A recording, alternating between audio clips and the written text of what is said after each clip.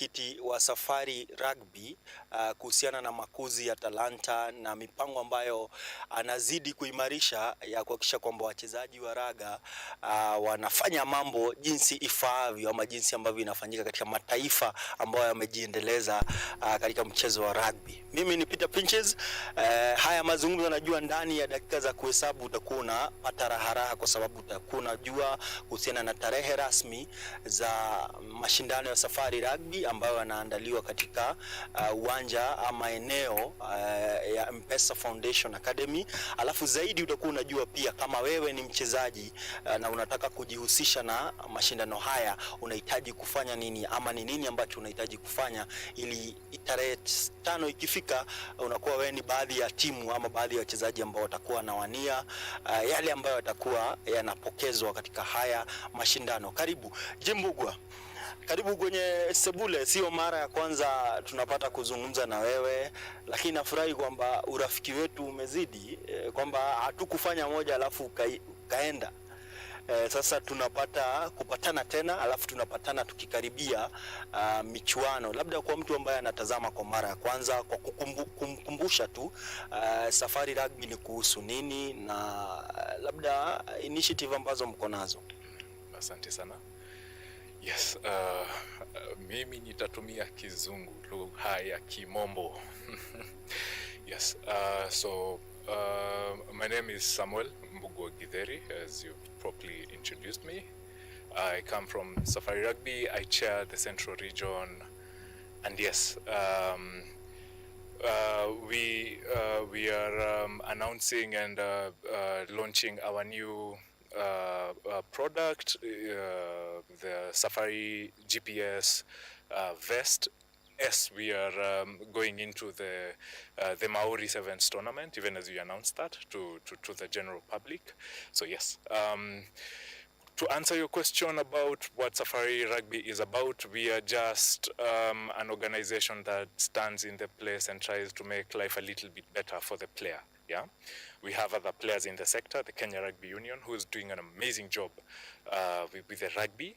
We're just standing in the gap to see that at least we absorb a good number of our players and try to engage them in something more sustainable. Yeah. You talk about a new product or rather a new initiative. Labda tuzungumze pia kuhusu na zile ambazo mmefanya kwanza. Ndio mtu apate utambulisho. Nadhani kwamba ndio mara labda ya tatu ama ya pili nasikia kuhusu the Maori 7. The last time I think nilisikia ilikuwa Thika. So before tuingie kwa the new product, let's talk about zile products ambazo mmekuwa mkifanya ama vitu ambazo mmekuwa mkifanya. Over the last years, we've been recruiting boys. Yeah, so we've been calling on to boys to come wakuja wacheze in our tournaments. But now, every participant, every person who plays in our tournaments, we always just take them through academic scholarships. So we've done this. This should be our 3rd year. Now, the first one, the Joshua Azikiwe Cup, we were targeting a number of 50 boys. We had about 1.5 mic that we had set aside to help us foresee that. So by mic ni unajua kuna watu wanasema alikuwa na mic hizo zote. Oh no 1.5 million, yeah. So we did a program with the 1.5, got a not so good of a number, so we decided to do the second one. I think now that should be the one in Umeskia that happened last year in Thika, the Derek Ashundu Cup. Yeah, so we also had that going on, and our target was bringing in 150 boys, where we wanted to accredit each and every person the opportunity to try and realize, life a little bit better using certain concepts that we found out we've kept constant. The player and the game could grow in the realization of quality time. Yeah, yes, within our ingenuity and bringing them together. Yes, so we did that. We were raising 4.5, which we did, gave the scholarship. Unfortunately, we didn't get the 150 boys. Again, other dynamics that you learn when you're doing something. A number not above 47 of the boys were successfully able to go through the program, leading us to now our first product. We've never launched a product. We've done tournaments to help us test our thesis for the last 2 years. So now this should be our first year when we are launching our first product. Thank you to our sponsors. Yes, so yes, we shall be launching our first product this year, which is the Safari Rugby Performance Vest that we want to give out for free for clubs to at least use, to see if we can actually end up having a situation where our rugby players are finding use and opportunities in the sport beyond just the 100 by 70 meter field. So yeah, that has been our walkthrough for the last 3 years. This should be our first product, but our third tournament. Yes. Oh, now I get it. So it's tournament, but then you use the tournament to launch a certain product, or the scholarship, and now the vest. Would you say, how successful would you say the previous events have been? On the scale of realization, I'd say 100%, because we've received support, big or small, which has been very sufficient to help us realize even the strides that you're trying to make. Because this year we are raising a figure 9 million to try and help us just fund the 300 boys and even the prototyping of the products that we intend to give for free to any person who registers for our tournaments. Yes, so yeah. It has been very successful, even in the scales and the sizes that we've experienced and encountered over the previous years. I'd say that the success rate has been 100% for me. You know, when I'm having this conversation with you, Najuliza, you see, it's either you are an investor, you badly love that thing, or you also badly want to change a lot of things about that thing. So for you, or for Safari Rugby, where did all this start from, and why are you guys consistent in wanting to change the life ya wachezaji? Because, okay, we are coming from a setup where it doesn't happen oftenly.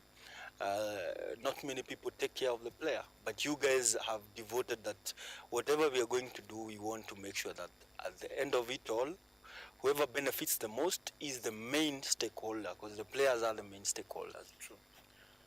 Well, personally, for me, I think it's about time we have the right kind of people in the right kind of spaces. Mambo ya kuwana, okay, sawa, you are helping, but what are you helping? Are you helping someone else make the money? You know, are you helping somebody else do better? Yeah. Statistically speaking, we have over 5,000, plus the number is bigger in the number of transitions and the people that we end up recruiting in the sport of rugby. We are growing, yeah, but unfortunately the players are not growing as much. The opportunities with regards to the number of clubs that you can participate in, they're not so promising. Some of them are only available in Nairobi. You know, the other one, if you want to go to Kabras, you have to think of ways that you can go and get closer to Kabras so that you can participate, which is an amazing opportunity, by the way, what they do. So yes, trying to absorb the number of casualties, because that is our biggest driver. We cannot continue having people who are right for the job, right for everything, but in all the wrong spaces, and countering all the worst, realizations of their predicaments. So we're just trying to step in and see to it that we do not have as many casualties. Yes, let us have a national sevens, unit that is supporting us. We've actually partnered with even players in the space to see to it that at least we are trying to paint the right picture. Not everybody will get the opportunity to be among the 12 boys that get to transition and travel. Not everybody will get to be on the list of 23 players, but you're talking about the percentage is like 2.3% in a number 100%. So where do we take all these other boys? How do we use them? They are sons, they are brothers, they are fathers to kids. We need to just restore the honor of these players that are in the space. So that is my personal drive, is that at least now a wife, a mother, a daughter, a son, a brother can actually be able to say that with a lot of pride they have a player in their family, so that at least we try to restore the honor and dignity of these boys, so that whenever you are doing something, we don't have to wait until it's too late. Yeah, mtu amepata injury, that's when you're trying to come up with certain things. No, we can try to do better. Rugby has demonstrated that it always has a pool of very intelligent and equipped demography of young, innovative people. So yes, let's bring them together with the help of Safari Rugby and our sponsors. Let us fund them. Yeah, let us realize these dreams. And even as we are launching our product, 99.9999% of that has been made by our players that go through our programs. So yes, yeah. Most of these tournaments, I don't know whether it's by default or it's something that you had planned, have been hosted around Thika. I think the last Maori Sevens, most of these have been happening around, in rugby perspective, let's call it the central region. Does it mean, what does it say? Is it that for you, maybe you have never considered it central, you think it's still in Nairobi? Because anyway, Thika is easily accessible for anyone from Nairobi, anyone from Muranga, anyone from, it can be easily accessible. Or rather, I think the other question should be, do you also plan to take it to those more rural areas, maybe let's think of Kakamega, and other, is it an initiative you're planning to, because now people might think it's only for this region? Yes, so to answer your question, we are open to go to every region, yeah? The only thing, maybe just invite us, tell us you want us to come, we will come. At the end of the day, what we are looking for is access to the player. Wherever the player is at, that is where we can easily access them. Now, our HQ is in Thika, so it's easier for us to test. Yes, explains a lot. And for the last 2 years, it has been like a try and error, because even the money, because we've been doing, you can notice from the amount of investment we've been doing, we started with 1.5, we did 4.5. This year we are doing 9. Next year we're going to do aboves and proceeds of even 112 M. So the idea is, Thika is closer to us. We would want to be every place, but Thika is the only closest place for us to try out this amazing, initiative. Yeah. So we are open. If anybody should feel the need to invite Safari Rugby, please feel free to reach out to us and invite us. Let's talk about now the new product. We expect probably to hit ground with it from July 5th. I know the launching is supposed to happen and everything, but where we will test it, Sani kutoka around 5th of July. Let's talk about the product, and also you can talk about the partners and people who have came on board for you to be able to realize now this new product. So yeah, the Safari Rugby performance vest, yeah? As I mentioned earlier when I was answering. You also need to be specific on the details. Kuna watu wanaweza kuwa wanaocha, yani wamelaunch vest. No, it's a performance vest. We normally use it to collect performance data from subjects of study. In this case, can be a footballer, rugby player, or any person who is a subject of interest. Yes, so that is the vest you're talking about, not the vest too, vest. No, it's a performance vest, a GPS performance vest. Now,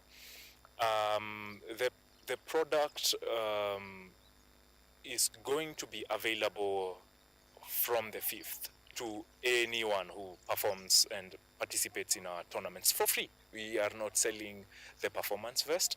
Yes, we have running costs where like a club would do 50 shillings for every vest whenever they want to enjoy certain privileges through our cloud. And so then maybe in those situations someone should be inclined to pay, but it should be free for anyone who just wants to procure the thing for free.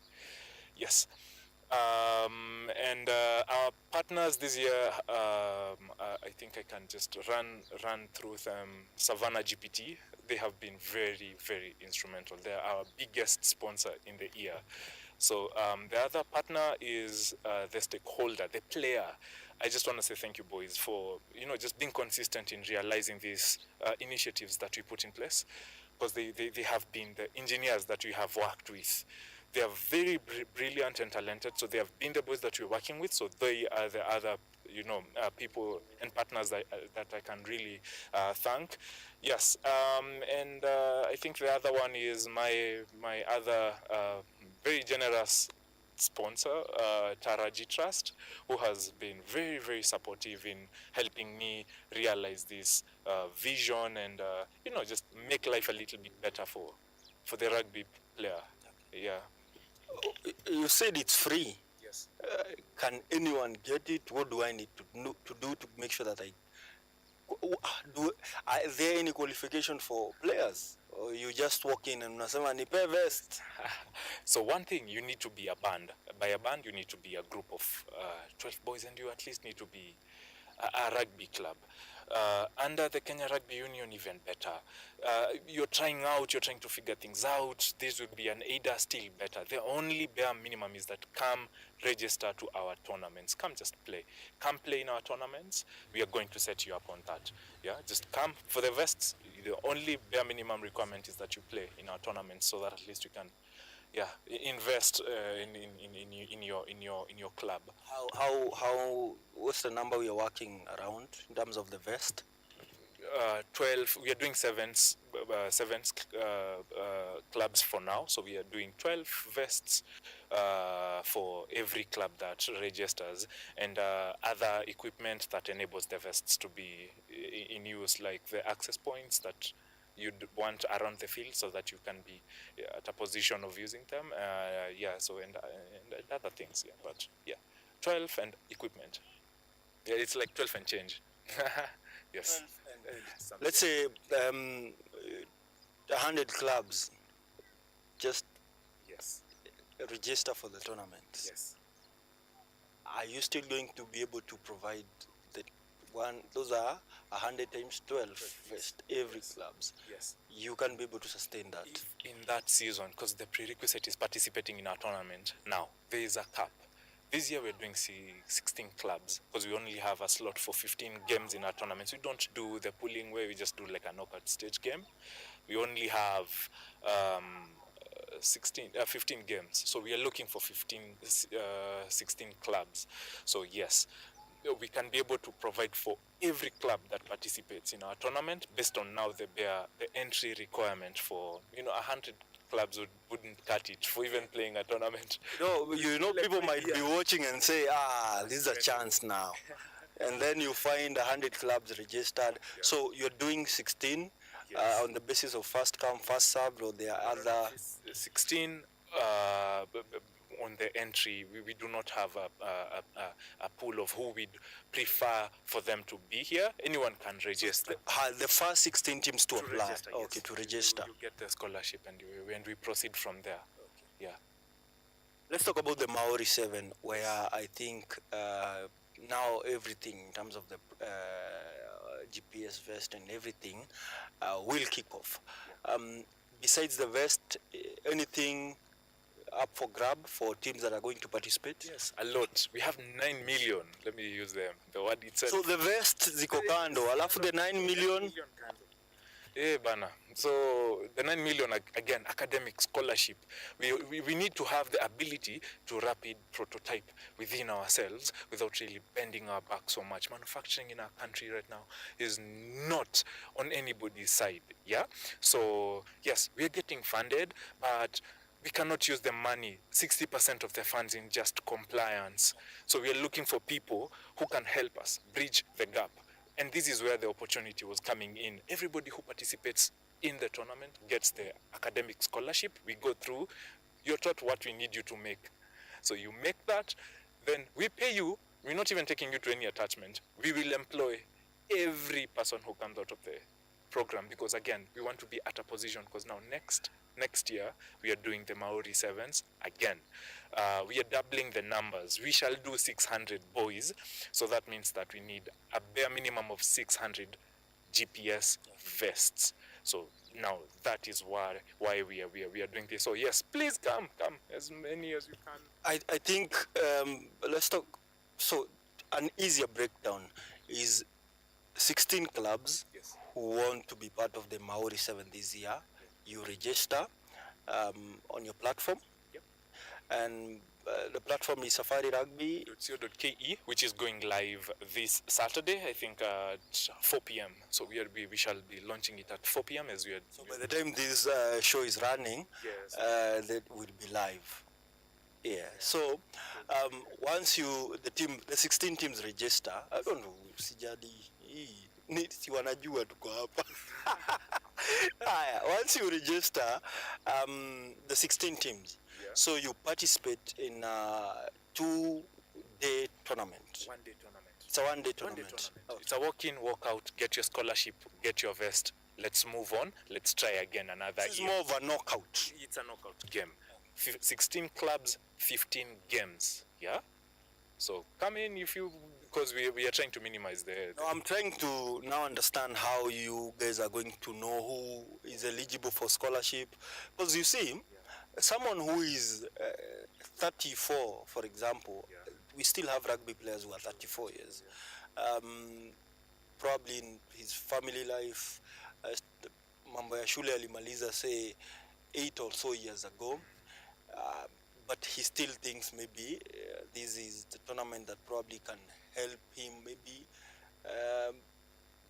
get something from rugby. Because I know so many players who have gotten nothing from the game. Probably the biggest thing they have gotten is networking, which you always say, as it stands now, that's the biggest thing you can get from the game. Decides to come back.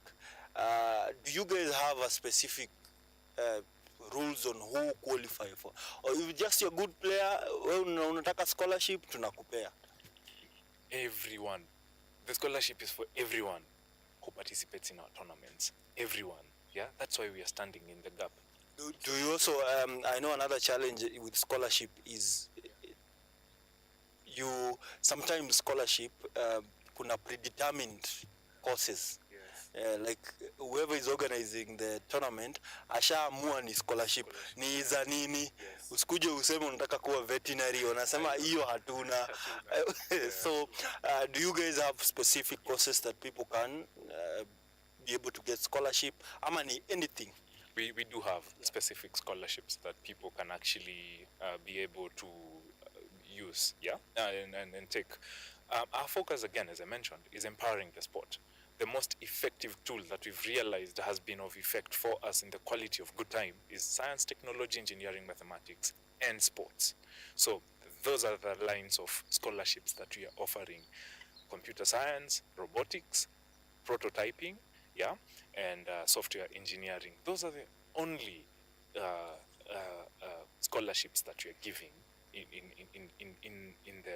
the program. So if somebody is looking for veterinary, I'd advise visit your nearest TVET. You might be able to get the assistance you require.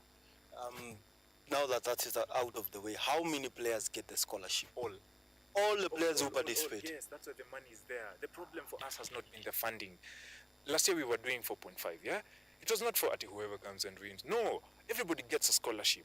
Everybody gets a scholarship. Just make your way to here. You get your scholarship. Or learning is online, yeah? Self-paced.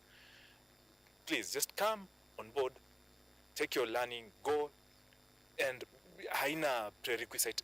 Everyone who participates gets the scholarship, but must be a player. Must be. Now the technical bench hakuna kitu mmewapangia, hao ni walete wachezaji. Patia shati. One to them. Honesty, sindio? Yes, shati na pen na maybe, yes. But maybe in the future pia mnaweza fikiria, because you might have a coach who would be interested in sports science. No, now for the coaches, remember, we are creating another avenue. Now, we want to draw them not into the same cycle as you're taking the boys. We want to draw them into finding need, because them appreciating value for data. Now, a coach, instead of naming a team based on how he feels about the player, he considers the data. Who's faster than who? Yeah. Yes, that is where we want to take the coaches. We don't want you coaches doing computer science. No, you are the coaches. You understand the game better. But now, let us avail certain things, areas of concerns that you can use to identify talent. Yeah? So that is where we are probably going to draw them so much into the appreciation of actual data collected from the efforts of improving the life of our player. Yes. As I let you go, maybe ya mwisho, talk to anyone who plans to attend the 5th of July, Maori 7. Give them the location, what they need to do to be able to access the location. Ndio pia wasikuje waseme huku tuambia kuna tickets, kumbe kuna tickets. Ticket boys. Yes, so first I just want to welcome you all and say thank you for the support that you've given me and the boys over the 3 years as we've been running the tournament. Asante sana na washukuru. Besides that, you're very much welcomed for the Maori Sevens. The date will be 5th of July. That will be now on the 7th month. So yes, 5th of July. Kickoff is at 9. Game it's a one-day tournament. So by 4:30 we should be done with the games. You are very, very much welcome. For the tickets, the VIPs are going for 2,500. For the regular, they're only going for 500 bob. So yeah, everybody can afford. Yes, venue is M-Pesa Foundation. Please carry your ID. If you don't have your ID, carry your anything that can help us identify you. So we are recording today. So as of today at lazima wambie identification document. Unaweza kuja na picha yake aseme identification document, a passport, an ID card, driving license, yes, anything that can, yes. We have ample parking. So come, drive in. There's enough. There'll be enough food for everyone. Mko karibu sana. There'll be food. Yes. But we're buying the food. See it sasa. No. You're buying the food. You'll buy the food. You will buy the food. Next time we'll try. Yeah, we'll try to make efforts. Yeah? No, wacha watu wajilishe. Sawa. Kumesemekana mjilishe, kwa hivyo karibuni mjilishe. It's like any other tournament. It's only that you guys, your approach is different. See it, you ukuje ushinde the trophy and just go. Like you have something sustainable. Yes. Cause maze, najua, you know 10 or 12. Actually, I'm getting out of the way. Ndio mtu asifikirie like there is something. No, it's like any other rugby tournament. It's only that these are the players after the year. Thank you. Yes. So mko karibu sana. Yes. And please do not, if you have to carry a drink, we shall help you with bags that you can put in the drink because we have compliance and because we'll be in an academy. Yes, there are things. Drink. By drink, I mean. Drink. Alcoholic drinks. Please, if you must have one, must be very covered. Very, very covered. Yes, and you'll probably encounter challenges trying to get in with the alcohol. So if you can drink it before coming in, that should do you well. You're here to have a good time, not to sell the alcohol. So if you can have fun and come in your state, there's room for everyone. Yes. So mtu anaanza kunywa akuje na pombe. Ukikuja nayo tutakwambia uifiche kwa sababu yes, it is against our But if you can come and just enjoy the game that's okay because you know now ukiambia pia wafiche you don't know the level of the size. Yeah. Mtu anasema mtungi 4 ni ndogo kwake na yeah. But anyway, Mbugua, thanks for your time and hope to see you on the Maori 7 on 5th of July. I'm excited. See you there. Asante sana. Yeah, and we shall have online tickets. So for online tickets, we have streaming. We are going to stream the game online. So we are going to have online tickets for anyone who might feel they still want to watch our boys, rumble, and tumble in the game, in the field. So yes, the tickets are going for 250, the online tickets. So asante.